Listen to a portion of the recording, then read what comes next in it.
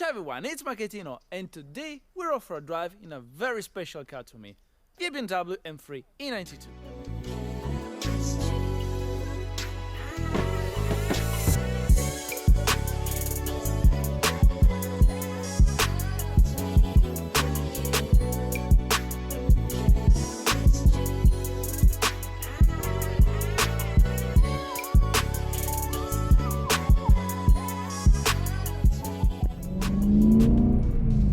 Those who are new to this English channel, well, prior buying my Ferrari 355, I had a BMW M3 E92 6-speed manual.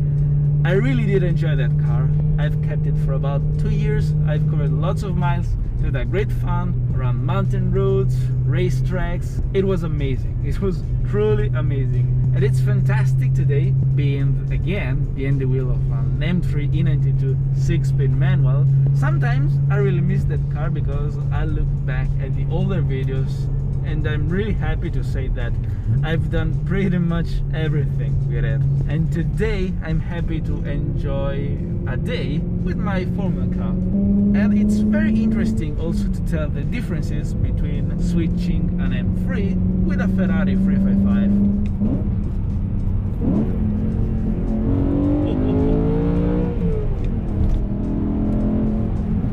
It's fast. I mean, for today's money, a second-hand M3 E92, I think it's a bargain, because for about 30,000 euros you get a good example of a 6-speed manual with a good mileage, and for 30,000 euros you get a sports car you can really daily drive.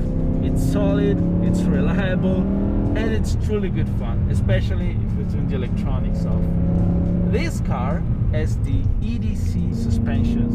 It was an option. My car didn't have it, and the difference is huge because it makes the car stiffer, but when you start to drive through the corners, you can feel that it's more sharp, because a problem of the E92 is the weight. You can truly feel the weight in the front.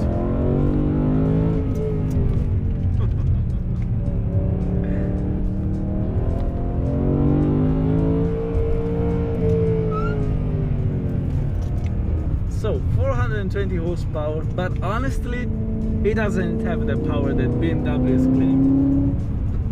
I took my M3 on a dyno test, and running on 100 octane fuel, realized that actually this 4-liter net aspirated V8 produces 400 horsepower. It doesn't produce more than that.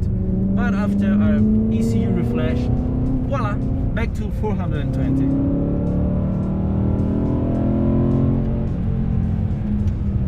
It's always an horror pleasure to drive through a tunnel with an M3. Listen to that.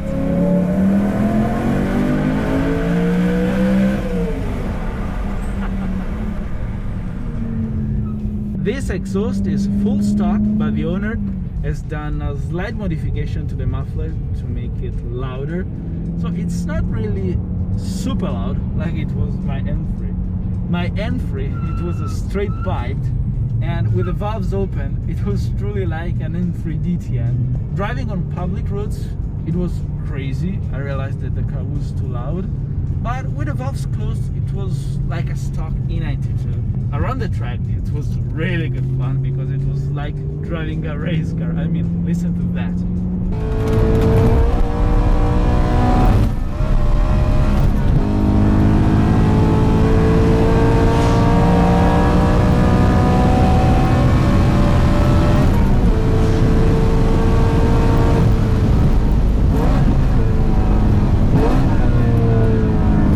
If I had another E92, I wouldn't go for this kind of loud setup. It was too extreme.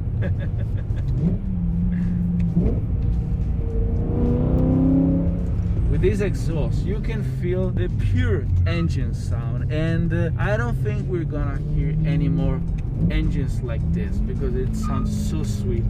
The bad thing about today's sports cars is that most of them are turbocharged. They have too many restrictions, catalysts, and here's why I'm telling you that today a second-hand E92 is a bargain. The latest generation of the M3 and M4 are quite controversial, not just because of the look, but also because they are all-wheel drive, they have too much technology restrictions, and if you want a more pure and fun driving experience, I think the older generations are the way to go. In fact, I'll be honest, I would love to put in my garage an M3 E46 6-speed manual, of course. Sooner or later, I think one will join the garage.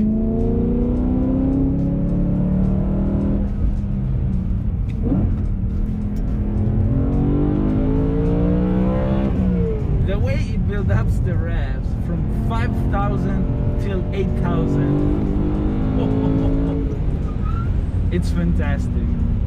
It's pretty much like my 355. Below 5,000, the engine is sleeping. Above that range, you immediately start to feel a crescendo of power. It's fantastic. Even though I have to say the 355 feels more like a supercar, because driving position, it's lower, it's mid-engine. Here you can feel that the engine is in the front because it has a lot of weight to carry. But still, I think the M3 is the perfect compromise if you want performance and a daily usability. I cannot really use my 355 on a daily basis. I mean, around the city, it's a problem because it attracts lots of attention. I'm always very careful when I park it. I always stay very far from the other cars. And here, the clutch, it's smoother.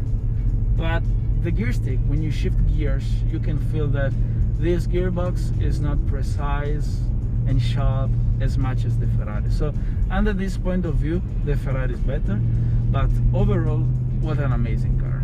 The great thing about the M3 is that it's much cheaper than the 355. I mean, for the price of a 355, you can easily buy two of these in mint conditions. So this car is cheaper, you are more open-minded to drive it fast and flat out around the roads. With the Ferrari, you have to be a lot more careful. And also, the steering wheel of the M3, I have to say, this is better actually. It's more communicative, it's more direct.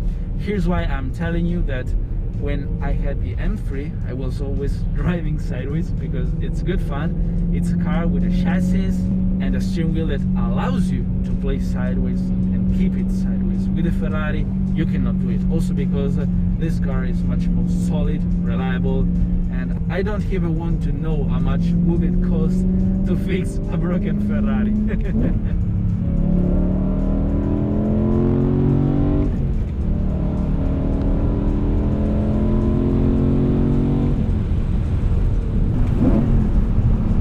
Driving the Ferrari is more about the emotions. I'm not saying that the 355 is a slow car.